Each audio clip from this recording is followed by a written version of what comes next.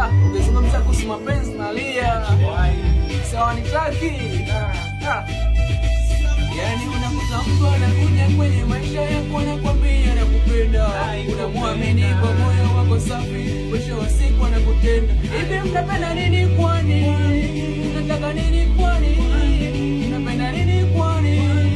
Unataka nini kwani? Siku hizi nimechange, hisia zimeshakata kabisa. Bora nitafute pesa.